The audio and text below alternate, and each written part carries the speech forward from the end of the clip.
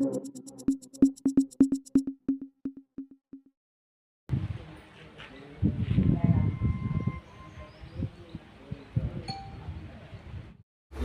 అందరం ప్రతి ఒక్క వార్డులతో సంబంధం లేకుండా అందరం కలిసి ఎంపీ గారిని ఎమ్మెల్యే గారిని కలిసి వచ్చి అందరికీ నమస్కారం. శ్రీపతిపల్లి గ్రామ పంచాయతీ సర్పంచ్. నా పేరు నీల కర్ణాకర్.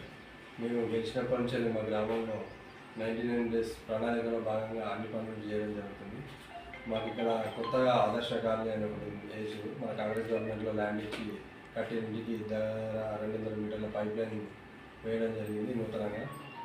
అట్లాగే చెట్లు రోడ్డుకు ఇరువైపు ఉన్న చెట్లను కూడా తీసేయించడం జరిగింది పోలీసు వారి సహకారంతో. మాకు ఇందిరా బిల్లు కూడా కాంగ్రెస్ గవర్నమెంట్ నుంచి 25 శాంక్షన్ అయింది. కొన్ని కారణాల వల్ల ఒక 2 క్యాన్సిల్ అయినప్పటికీ 23 స్టేజ్లో ఉన్నాయి. కొన్ని 2 ఆల్రెడీ గృహప్రవేశాలు అని ఒక 4 దాకా కంప్లీషన్ కంప్లీట్ అయిపోయింది. ఒక 7 స్లాబ్ స్టేజ్ దాటిపోయింది. మిగతావి వాల్ స్టేజ్లో ఉన్నాయి. ఇంకా మేము ఈరోజు జరిగిన వాటి కొత్త ప్రణాళికలు రూపొందించుకుని మాకున్న గవర్నమెంట్ స్కూల్ ఇదివరకు ఎంఓఎంబీల నూతనంగా కన్స్ట్రక్షన్ చేసేది.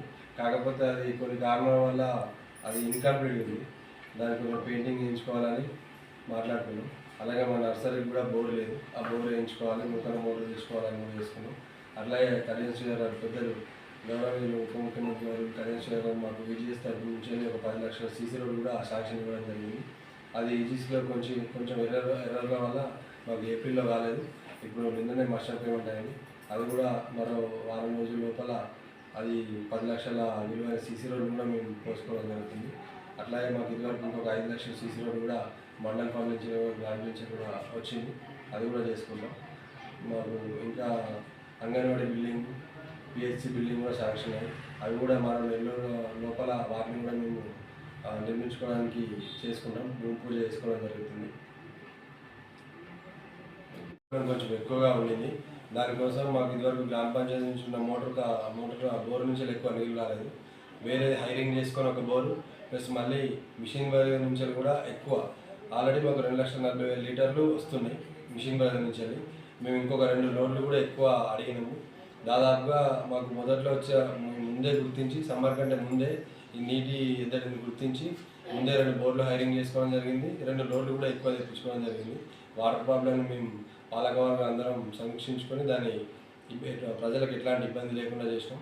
అట్లే రోడ్డు నుంచి వెళ్తుంటే దుమ్ము వల్ల రోడ్డుకున్న పక్కనున్న ఇళ్ళకు కానీ షాపులకు కానీ వెనుకొచ్చే వెహికల్స్ కూడా దుమ్ము వచ్చి యాక్సిడెంట్ అయినాయి.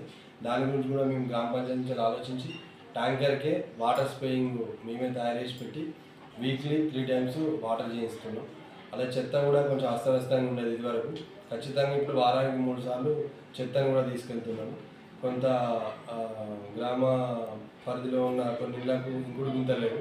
మేము ప్రతి ఇంటికి వెళ్ళి ఇంకుడు గుంతలు కూడా కొత్తగా నిర్మించుకోవడానికి దానికి సంబంధించిన స్కీమ్స్ నుంచి వెళ్ళి లబ్ధిదారులకు చెప్పడం జరిగింది. అవి కూడా అవుతుంది.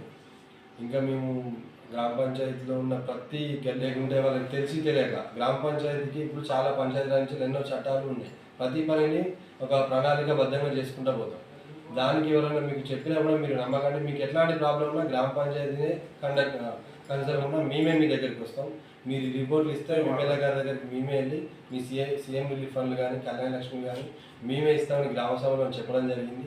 దానికి అనుగుణంగా ప్రజలు కూడా మాకు ఇప్పటికీ ఒక 4 సీఎంఆర్ఎఫ్లు డైరెక్ట్ గ్రామ పంచాయతీకి పట్టుకొచ్చి ఇచ్చారు. మేము వాటిని ఎమ్మెల్యే దగ్గర కూడా సబ్మిట్ చేయడం జరిగింది.